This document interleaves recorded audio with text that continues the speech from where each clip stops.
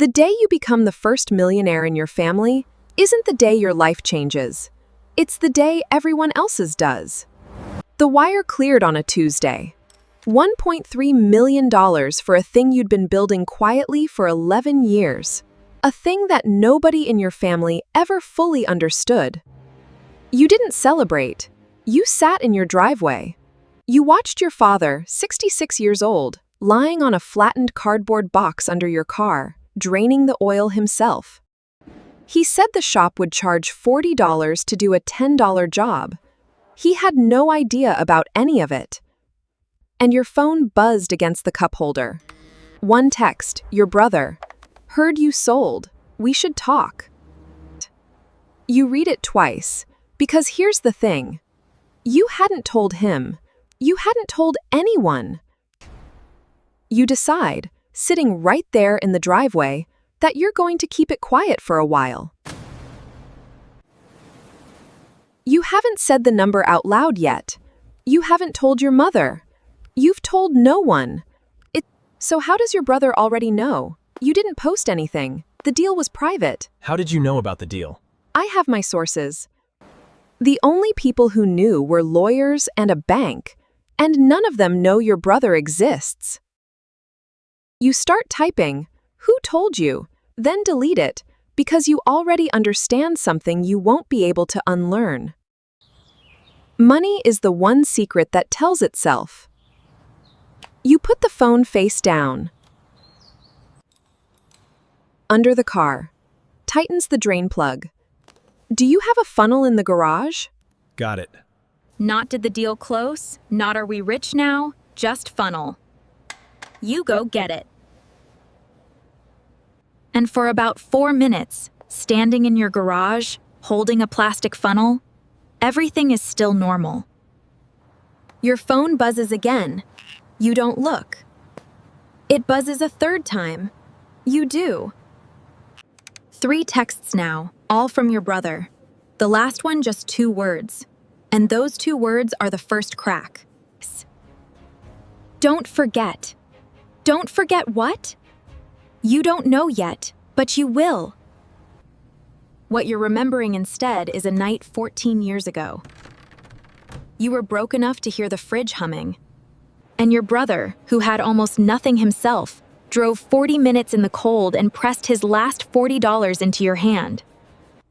Pay me when you're a millionaire, he'd laughed. You look at the text again. Don't forget. Word travels the way it always does through your mother, who can't hold a secret the way a screen door can't hold a draft. By the weekend, everyone knows. And so, the family does what families do when something big happens. They throw a cookout. It's loud and it's warm, and it's exactly the kind of afternoon you'd have loved a year ago. Folding tables, your uncle burning the burgers on purpose, kids running through a sprinkler. And you, moving through it. Your brother gets to you with a beer in his hand and a grin, and he says it loud so the table can hear. Here you go, sis. This one's on me. Careful around this guy, he'll charge you for the ride home now. The table laughs. You laugh too. Yeah, right. And that's the trap, because it feels like love. It isn't. It's got the shape of love, the teasing, the whole family laughing. Your aunt asks if you've eaten. Your uncle holds up a charred burger like a trophy, and someone boos. It's easy. Then the cousin you barely talk to slides in next to you and half joking, all the way serious, says, "So when you start hiring, you'll think of family first, right?" And he laughs, and you laugh, and someone else laughs. A joke is just how people ask for something they're not brave enough to say out loud. You look back across the yard for your brother's grin, but he's not grinning anymore. He's watching you laugh the joke off. He didn't want it to be a joke. He wanted it to land.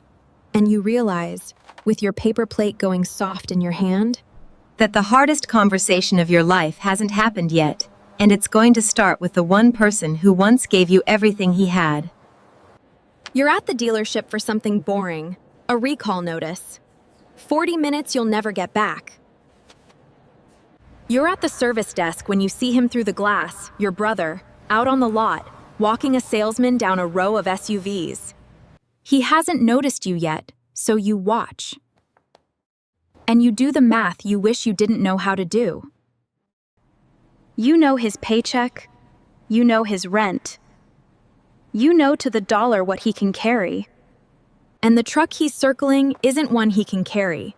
It's one that'll carry him for about 4 months before it starts carrying him under. Then he sees you, and he doesn't look caught. He looks delighted, waves you over, loud enough for the salesman. Perfect timing. Tell me this isn't clean, slapping the hood like he already owns it. And you understand this was never about the truck. A week ago, he saw your car. This is his answer. For 20 minutes, you watch your brother sell himself a vehicle he doesn't want, to impress a brother who never asked him to. He states the terms without being asked, then observes your reaction to see if it meets his expectations. He is not interested in a vehicle. He's buying back the few inches he thinks he lost the day your wire cleared. For 20 minutes, you watch your brother sell himself a vehicle he doesn't want, to impress a brother who never asked him to. And your mother started a sentence she never used to say. Well, now that you can afford it, not a question, a reclassification. You used to be her son, now you're a resource that happens to have her son's face. And you haven't spent a single dollar yet. Then your brother calls. Not a text, a call. He wants you to come by, wants to run something by you, and there's a tested softness in his voice you haven't heard in months. You just need to hear him talk, hear the old hymn. The old softness. And against everything you just watched on that lot, it works. You want it to be the old hymn. So badly that you say yes before you've hung up. You shouldn't have. You sit at his kitchen table. There's coffee. He's nervous in a way that almost makes you trust it, because the man at the dealership wasn't nervous. They just want your signature. Then he says the number, $40,000. And under the table, 14 years quietly rearrange themselves. $40 then, $40,000 now. Pay me when you're a millionaire. He's not asking for a loan. In his mind, he's collecting one. It can't lose, he says those exact words. It can't lose. And lays out a plan that's 80% confidence and 20% detail. This is the moment you're supposed to say no. And for a second you almost do. You think about the lot, the slapped hood, the price he said out loud just to watch your face. A quiet voice in you says, he doesn't want help, he wants to be even. And you can't buy a man even. You know that voice is right. You say yes anyway. You don't say yes to the deal, you say yes to the face across the table. To the small chance the money buys back the brother who drove through the cold. It's only money, you tell yourself. You of all people can afford to be wrong about $40,000. The relief on his face almost makes it worth it. Almost. And for a while it works. This is the part nobody warns you about, because it's the part that does the real damage. 2 weeks in, he shows up at your house on a Sunday morning. No ask. He's got 2 coffees and a ladder. Mornin'. I figured this roof needed a look. He says he noticed your gutters were sagging last time he drove by, and he just climbs up and does them. 3 hours. Halfway up the ladder, he looks down at you and grins, that real grin, the 14 years ago grin, and says, I'm paying back every dollar. And you believe him. Standing in your own yard, holding a coffee he bought, you believe him completely. You think, I was wrong about all of it. The dealership, the aunt, the open hands. Money didn't break us. It got tested, and it held. You let your guard all the way down. That's when it goes. The call comes the next Sunday. The deal that couldn't lose, lost. All of it. And there's no apology, no thank you for the $40,000 that just evaporated. There is something you do not recognize at first, because you have never heard it from him. He is requesting more than before. Not asking, exactly. He's explaining why you're going to give it. The first 40 was just to get in, he says. Pulling out now wastes it. You can't stop halfway. You wouldn't even feel another 30, he says it like your money is a limb that's gone numb. You sit with the phone against your ear, and you don't say anything. You're not thinking about the $30,000. You're thinking about the ladder and the gutters and the grin, and how he must have already known about this deal that Sunday morning. The down payment wasn't kindness, it was a deposit. Generosity, the moment you give it, stops being a gift and becomes the baseline. So you tell him no, your first no, but it comes out softer than I mean it to, almost like an apology. He goes quiet, says okay, says I get it, hangs up. 2 days of nothing. You start to think the no held. Then your mother calls, and she opens with a sentence that tells you exactly who got to her first. Why are you doing this to your brother? You don't even know how to answer it, because the question has already decided you're guilty. You start to explain the 40,000, the deal that lost, the second ask, and you hear your mother go quiet on the other end. Not listening, quiet. Waiting, quiet. Waiting for you to finish so she can say the thing she called to say. He's struggling, she says. And you have so much now. There it is, so much now. As if the figure changed the nature of your obligation to her. As if affection were measured by a scale, and yours has just increased. You want to tell her he didn't lose the money, he set fire to it and called you for more gasoline. But you don't. Because she's your mother. And because some part of you knows she isn't being cruel. She's just standing where she's always stood. I'll think about it, you say. You won't, but you say it. And after you hang up, you sit there and realize your brother didn't argue with your no. He's not fighting you anymore. He's recruiting. A boundary feels like betrayal to anyone who is counting on a yes. It spreads quietly after that. It's never a confrontation, that's what no one tells you. It's a text left on read for the first time in your life. It is an uncle who used to call you by a friendly nickname, now referring to you with a focus on wealth, accompanied by a laugh that carries a sharp edge.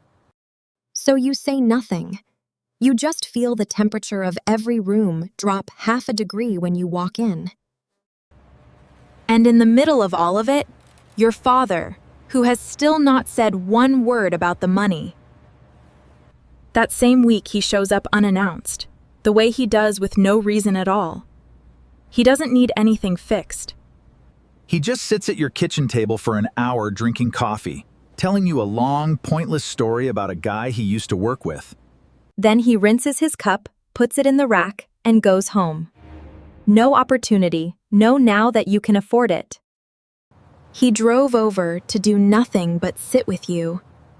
You don't think much of it yet. You will. Because right now, all you can feel is the strange, new loneliness of being the most resented person in a family that used to be yours. You almost don't go. You sit in the driveway for a minute first. Same driveway where this all started.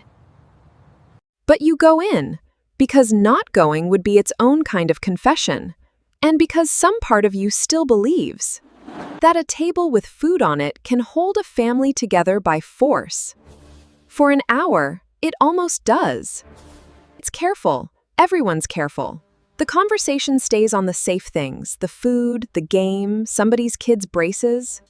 Your brother is across the table, not next to you, which somebody arranged without saying so. He's quiet. He's a few drinks in, and you can see him deciding something, and you keep talking to your aunt about nothing. Your mother keeps the plates moving. Pass this, did you try that? She's working too hard at it, and everyone can tell.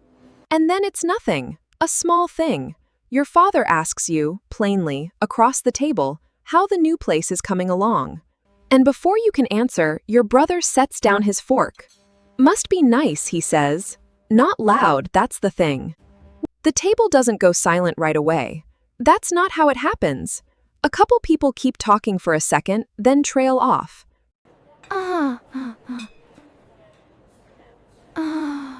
Alex, please. He's looking at you, and there's no grin, no joke, none of the old armor, just something tired and certain underneath it. We lost you the day that money came in, he says. You didn't get rich, you just stopped being one of us. And the worst part, the part that makes it land instead of bounce, is that he isn't shouting. He believes it. He says it the way you say something you've been carrying for months, quietly, almost sadly, like he's grieving you at your own dinner table. Nobody defends you. That's the second wound, arriving right behind the first. Not because they agree with him, but because the silence is easier than picking a side out loud. And silence, you're learning, is its own answer. You look at your mother, she's looking at her plate. You look for your father, and your father is the only one looking back at you. And for 1 second, before you can stop it, a thought you're ashamed of goes through you. Maybe he's right. Maybe you did change. Maybe the money did something to you that you can't see from the inside. It's gone as fast as it came, but it leaves a mark, because the cruelest part of an unfair accusation is the half second you spend wondering if it's true. You set down your napkin.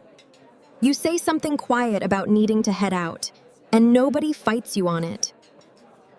And that's the loneliest part of the whole night, how easy you are to let leave. People will forgive you for having money. They'll never forgive you for having a limit. You're in the driveway, almost to your car. When you hear a door open behind you, footsteps on the gravel, not fast, not your brother's. You don't turn around yet. But you already know who they are. And you don't know it yet, standing in the cold with your keys in your hand. But this is the last ordinary moment you're going to get before everything changes. The footsteps on the gravel are your father's. He doesn't say anything about what just happened in there. He just stands with you in the cold for a second. Looks at your car and says, "Drive safe. Call your mother in a few days." Then he pats the roof twice. That's the last normal conversation you have with him. Hello? The call comes 3 weeks later, on a Wednesday. Which is how you'll always remember it, that it wasn't even a weekend, that the day had no reason to be the day. Your mother's voice. And you can't understand the words at first, only the shape of them. Hospital, now, come now. You don't remember the drive. You remember the hallway, the specific quiet of a hospital at night, the way the floor shines, how your shoes are too loud. You remember your brother already there, standing against the wall, and how for the first time in a year there is nothing between you. No money, no truck, no scorekeeping, just 2 sons in a hallway. He looks at you and his face does something it hasn't done in months. It just crumbles. And you put a hand on his shoulder, and he lets you. And neither of you says a word about any of it. It's gone. In an instant, the whole war is gone, because it was never big enough to survive a hallway like this one. Your father is awake, smaller than you've ever seen him, but awake. The scare has passed the worst of it. The doctors are using careful words. He's tired.